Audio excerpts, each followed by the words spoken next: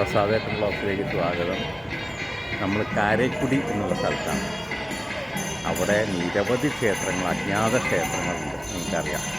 ഞാൻ പറഞ്ഞു, ആ ക്ഷേത്രങ്ങളുടെ കാഴ്ചകളാണ് പല വീഡിയോകളായിട്ട് നമ്മൾ ഷെയർ ചെയ്യണം. കഴിഞ്ഞ വീഡിയോയിൽ നമ്മൾ സൂചിപ്പിക്കുകയുണ്ടായി. ആ ടീമാണ് നമ്മൾ നടന്നുകൊണ്ടിരിക്കുന്നത്.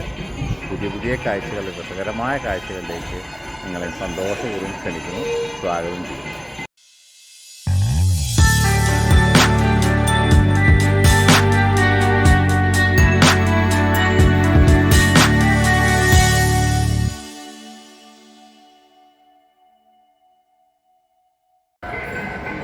അപ്പോൾ ആദ്യത്തെ നമ്മുടെ അമ്പലം പിള്ളയാർപട്ടി ഗണപതി ക്ഷേത്രമാണ്.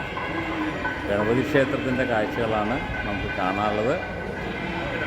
അത് വളരെ രസകരം, വലിയൊരു അമ്പലമാണ്. ആ അമ്പലത്തിൻ്റെ കാഴ്ചകളിലേക്ക് നമുക്ക് ആദ്യം വരും. അമ്പലത്തിൻ്റെ പുതിയ ഒരു ഗോപുരമുണ്ട്. ആ ഗോപുരം കടന്നു കഴിഞ്ഞാൽ നമ്മളിങ്ങോട്ട് അമ്പലത്തിലേക്ക് കിടക്കുകയാണ്. ഇവിടെ ബോർഡൊക്കെ വെച്ചിട്ടുണ്ട്. ഓപ്പണിംഗ് ടൈം 6 മണി മുതൽ 1 മണി വരെ ബോർഡൊക്കെ വെച്ചിട്ടുണ്ട്. അമ്പലത്തിൻ്റെ രസകരമായ കാഴ്ചകളാണ്. അപ്പോൾ വളരെ പ്രശസ്തനായ വിനായകനാണ്. ഈ വിനായകൻ്റെ പ്രത്യേകത എന്താണെന്ന് വെച്ചാൽ കറുത്ത കല്ലിലുണ്ടാക്കിയ വിനായകനാണ്. ഇവിടെ ഒരുവിധം സ്ഥലങ്ങളിൽ, ഹോട്ടലിലൊക്കെ പോയാൽ ഈ വിനായകൻ്റെ ഫോട്ടോ രൂപം കാണാം. അത്രയും ഫേമസ് ആണെന്നുള്ളത് കൊണ്ടാണ് അത് കാണുന്നത്. വളരെ കേമായിട്ടുള്ളൊരു അമ്പലമാണ്. ക്ഷേത്രത്തിൻ്റെ വാതിൽ നമുക്ക് കാണാം. അസലായിട്ടുള്ളൊരു കണ്ടോ, എന്താ അതിനൊക്കെ പറയാല്ലേ.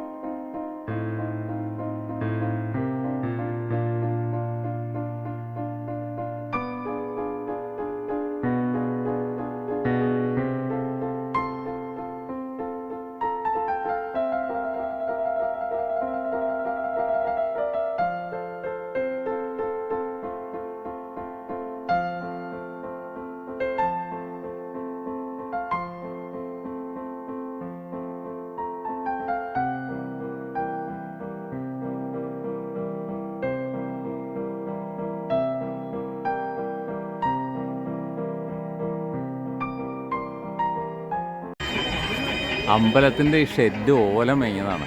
നമ്മൾ ശ്രദ്ധിക്കുമോയെന്നറിയില്ല. ആ ഓലയുടെ ഷേപ്പ് നോക്കൂ, ഇങ്ങനെയാണ് ഓല മേഞ്ഞത്. ഇത്ര പാക്ഡായിട്ട് കേട്ടോ. വളരെ രസമായി തോന്നി എനിക്ക്. നമ്മുടെ രീതിയിലേ അല്ല. അതുകൊണ്ട് ഒരു ലെവലേശം ചൂട് എടുക്കില്ല. അത് പെർമനൻറ്റ് ഫ്രെയിമാണ്. ആ ഫ്രെയിമിലാണിത് വെച്ച് കെട്ടിയിരിക്കുന്നത്. എനിക്ക് തോന്നുന്നത് അപ്പോൾ കുറേ കാലം നിൽക്കുന്നുണ്ടാവുമെന്നാണ് തോന്നുന്നത്. നോക്കൂ, നല്ലോണം കണ്ടില്ലേ. സാധാരണ നമ്മുടെ തെങ്ങിൻ്റെ ഓലയാണ് പാക്കഡായിട്ട് വെച്ചിരിക്കുക. ഈ രീതി നമ്മളൊന്നും പരീക്ഷിച്ച് നോക്കിയിട്ടില്ല. തെങ്ങിൻ്റെ നാടാണെങ്കിലും, കേരം തിങ്ങുന്ന നാട് കേരളമാണെങ്കിലും നമ്മൾ പരീക്ഷ നോക്കിയില്ല. പരീക്ഷ നോക്കാവുന്നതാണെന്ന് എനിക്ക് തോന്നുന്നു. ഭൈരവൻപട്ടി എന്ന ഒരു കൊച്ചു ഗ്രാമം. ഭൈരവൻപട്ടി, ഒക്കെ പട്ടി, കുണ്ടർ, അങ്ങനെയൊക്കെയാണ് സ്ഥലത്തിൻ്റെ പേര്. ഭൈരവൻപട്ടി എന്നുള്ള സ്ഥലത്തെ മഹാദേവ ക്ഷേത്രമാണ്, ശിവക്ഷേത്രമാണ് നമ്മളിനി കാണാൻ പോകുന്നത്. നിങ്ങളെ അതിലേക്ക് ഞാൻ വരും. ഭൈരവൻപട്ടി എന്നുള്ള ഗ്രാമമാണിത്. കൊച്ചു ഗ്രാമമാണ്. അമ്പലത്തിൻ്റെ ബിൽഡിങ്ങാണ് ഈ കണ്ടുകൊണ്ടിരിക്കുന്നത്. ഓം നമ ശിവായ. ഓം എന്താണ് എഴുതിയിരിക്കുന്നത് മുഴുവൻ വായിക്കാം. ശ്രീ ഈരവർണം അങ്ങനെ എന്താണ് എഴുതിയിരിക്കുന്നത്. നമുക്ക് അങ്ങോട്ടേക്ക് പോകാം. ഇവിടെ ഒരു ഓഡിറ്റോറിയം അങ്ങനെ എന്തോ ഉണ്ട്. ഗ്രാമമാണ്. ഇതാണ് ഉദ്ധരണിയോ എന്തായാലും പറയുക, പറഞ്ഞല്ലോ. ക്ഷേത്രക്കുളം. എല്ലാ ക്ഷേത്രത്തിനും ഓരോ കുളം ഉണ്ടാവും. വളരെ കേമായിട്ടുള്ള കുളം. ആ കുളമാണ് ഇവിടെ കാണുന്നത്. അത് കഴിഞ്ഞ് നമ്മൾ ചെരുപ്പൊക്കെ കഴിക്കാം. സൈഡിൽ ചെരുപ്പ് അഴിച്ച് വെച്ചു, അതേക്ക് കടന്നു.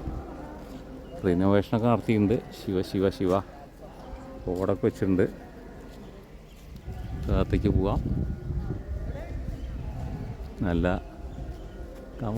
അതിൻ്റെ ഗോപുരം വളരെ കേമാണ് കേട്ടോ. ഞാൻ കാണിക്കാം. ഗോപുരപ്പോഴാണ് എൻ്റെ ശ്രദ്ധയിൽപ്പെട്ടത്. ഗോപുരത്തിൻ്റെ മുകളിലുള്ള ആൾക്കാരും നല്ല രസമായി ചമയവൽക്കരിക്കപ്പെട്ട ഒരമ്പലമാണ്. ഇതിൽ ഓരോന്നും കാണാനുള്ളതാണ്. കണ്ടില്ലേ? ഓരോന്ന് 1 2 3 4 5. വലിയ സ്ക്രീനിലാണെങ്കിൽ ഇതൊക്കെ നന്നായിട്ട് നിങ്ങൾക്ക് കാണാൻ കഴിയുള്ളൂ. ഞാൻ കാണുന്നത് ഇപ്പോൾ വലിയ സ്ക്രീനിലാണല്ലോ, നേരിട്ടുള്ള കാഴ്ച. അതൊരു ദിവസം വലിയ സ്ക്രീനാണെങ്കിൽ നിങ്ങൾക്ക് ആ എഫക്റ്റ് കിട്ടും. മൊബൈലൊന്നാണെങ്കിൽ മുഴുവൻ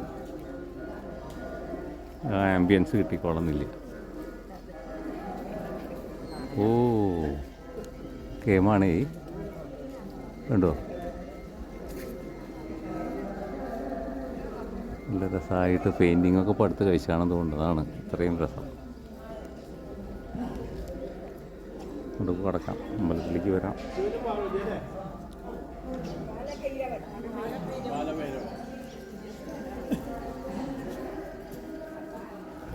ഇതാണ് അമ്പലക്കുളം. അമ്പലക്കുളം തന്നെ ഒരു 1.5 കാഴ്ചയാണ്. അമ്പലക്കുളത്തിൻ്റെ അവിടെ നമുക്ക് മഹാദേവ ക്ഷേത്രം, ശിവക്ഷേത്രം.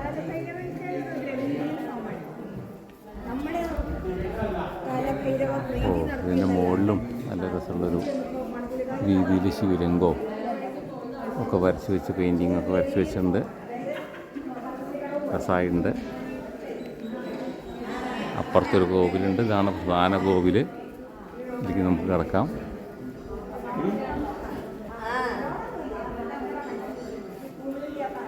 നമ്മുടെ നീല കണ്ട ഗോപുരമാണ് മുകളിൽ. എൻ്റെ ഈ വഴിയാണ് നമ്മൾ കിടക്കുക. വലിയ പട്ടുകൂറ്റൻ വാതിലാണ്. കണ്ടില്ലേ? ഓരോന്നും ഓരോ രീതിയിലാണ്. വളരെ കേമാണ്.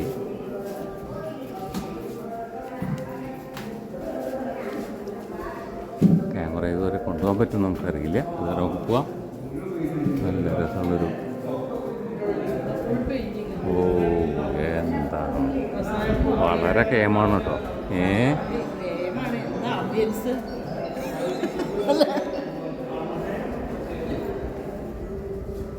ഓരോന്നായിട്ട് ഞാൻ ഇങ്ങനെ കാണിക്കാം.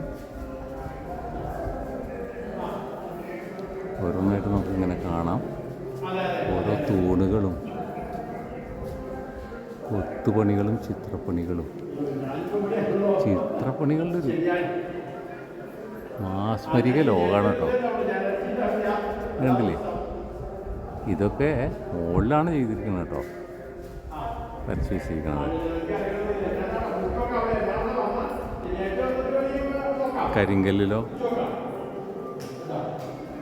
കരിങ്കല്ലിൽ കൊത്തി വെച്ചത് അങ്ങനെ.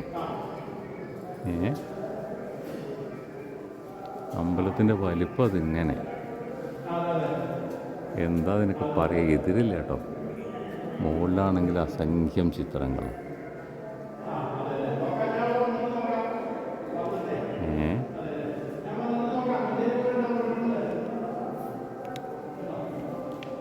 ഇങ്ങനെ കാണാം. ഇവിടെ നവഗ്രഹങ്ങളുടെ പ്രവേശനത്തിൽ തന്നെ ഓരോ തൂണുമ്പിലും ഓരോ കാണാൻ കഴിയും. ഓരോന്നും വെച്ചിട്ടുണ്ട്. ഇവിടെയാണ് കൊടിമരം. കൊടിമരത്തിൻ്റെ അപ്പുറം നമുക്കിങ്ങനെ കടക്കാം. നിരവധി കരിങ്കൽ മണ്ഡപങ്ങളുണ്ട്. അതേമാതിരി ചിത്രങ്ങളും മുകളിലേക്ക് നോക്കിയ ചിത്രങ്ങൾ കാണാം. ഓരോന്നായിട്ട് നമുക്കിങ്ങനെ കാണിക്കാൻ കഴിയില്ല. അത് എങ്കിലും ഞാൻ കുറേ കാണിക്കുന്നുണ്ട്. ഇനി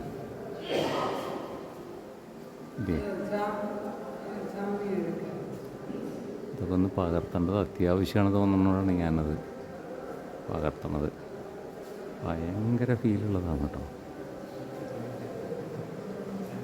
നേരിട്ട് കാണുമ്പോൾ തന്നെ അതിൻ്റെ ഒരു മനസ്സിലാവുള്ളൂ. ഇവിടെ ഒരു പല്ലക്ക് മോഡലൊന്നും ഉണ്ടാക്കി വെച്ചിട്ടുണ്ട്.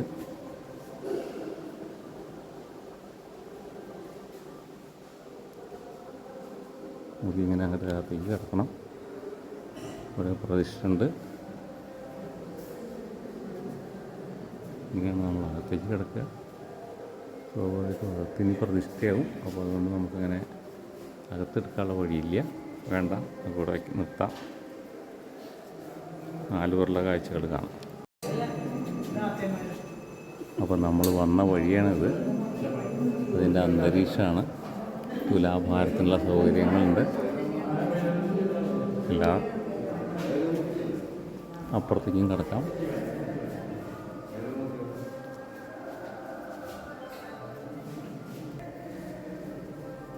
ഇങ്ങനെ പ്രദക്ഷിണമായിട്ട് നമുക്ക് പോവാം. ഇവിടെ താഴത്തേക്ക് ഇറങ്ങാൻ സ്റ്റെപ്പുണ്ട്. ഓഹോ നോക്കൂ, തേരാളി 2 പുറത്തും.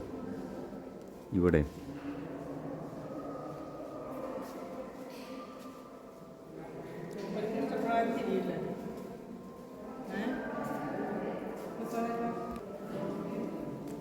ഇതാണ് നമ്മൾ വന്ന ഹാള്. ഇതാണ് അപ്പുറത്തും ഇപ്പുറത്തുള്ള 2 പോരാളികൾ. ഇത് നമുക്കിങ്ങനെ പ്രദക്ഷിണമായിട്ട് പോവാം. വെൻറ്റിലേഷനും ഉണ്ട്. അതിനൊക്കെ വേണ്ട സൗകര്യങ്ങൾ ചെയ്തിട്ടുണ്ട്. ഇല്ലേ,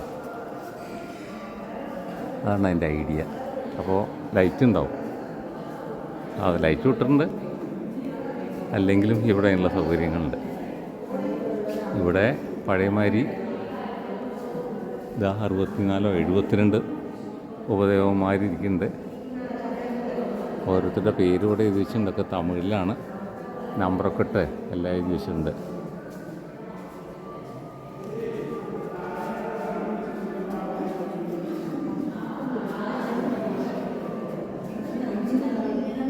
എന്താ അതിൻ്റെ ഒരു ആംബിയൻസ് അല്ലേ. നോക്കൂ, പട്ടുകൂറ്റെന്നൊന്നും പറഞ്ഞാൽ പോരാ. എന്താ എനിക്ക് പറയാൻ വാക്കുകളില്ല കേട്ടോ.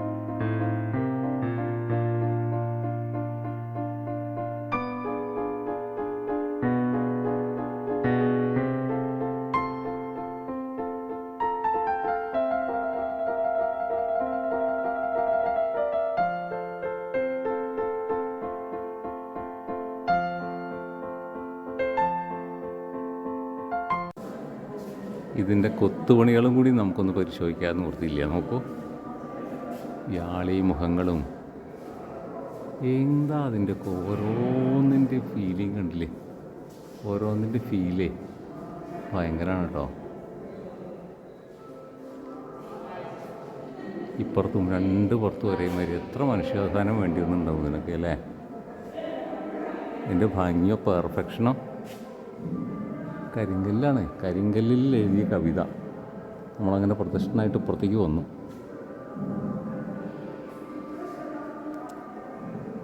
ഇങ്ങനെയാണിപ്പോൾ നമ്മൾ കയറിപ്പോയത്. എത്ര കണ്ടാലും മതി വരാത്ത കവിതയായിട്ടാണ് എനിക്ക് തോന്നുന്നത് അല്ലേ. വയറ് നിറച്ച് ഒരു ദിവസം മുഴുവൻ കാണാറുണ്ട്. എന്താ അതിൻ്റെ ഒരു പെർഫെക്ഷൻ. കേമാണേ.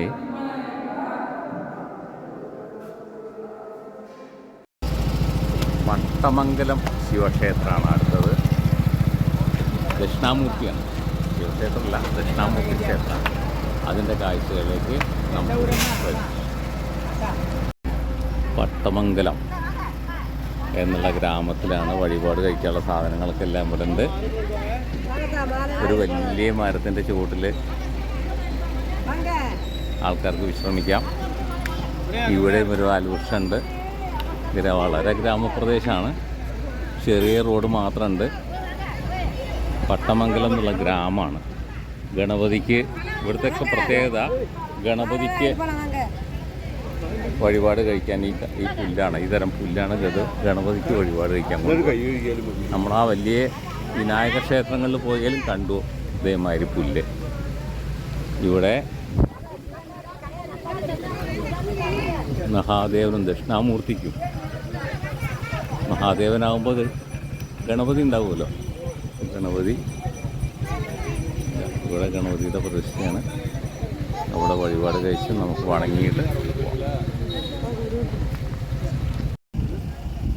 ഇതാണ് അമ്പലത്തിൻ്റെ പ്രവേശന ദ്വാരം. ഗോപുരം നമുക്ക് ഇവിടെ ഇങ്ങനെ കാണാം. ഈ വഴി നമുക്ക് അമ്പലത്തിലേക്ക് വരാം. നമുക്ക് ശരി പൈസ വയ്ക്കാം.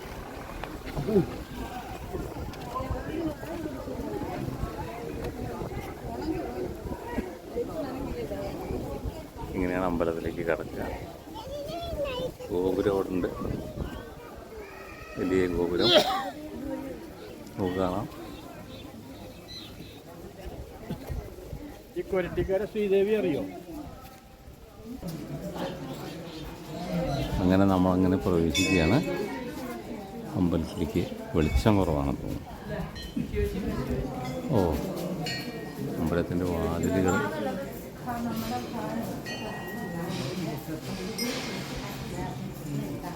മോൾഭാഗം, ചിത്രപ്പണികൾ എല്ലാം വളരെ കേമാണ്. ഇതൊരു ബ്ലാക്ക് സ്റ്റോണാണ് ഉപയോഗിച്ചിട്ടാണോ സംശയമുണ്ട്, അതോ പെയിൻറ്റിങ് ആണെന്നും പറയാൻ കഴിയില്ല.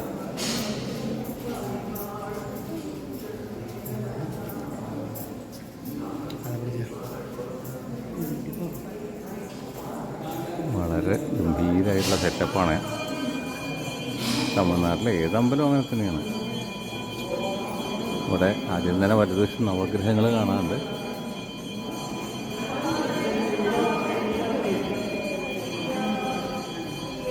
ഇങ്ങനെ പല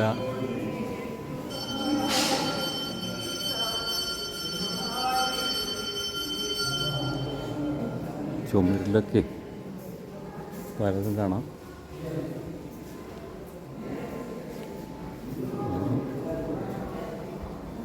സെറ്റപ്പ് വളരെ കേമാണ് കേട്ടോ. കയറി നമുക്ക് തൊഴുതിട്ട് വരാം.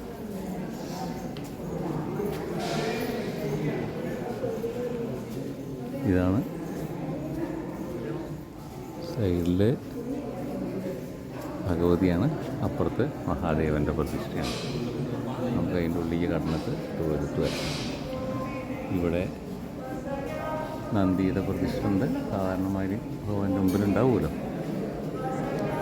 നമുക്ക് അവിടുന്ന് ഉള്ളിലേക്ക് കടന്ന് തൊഴുതിട്ട് വരാം.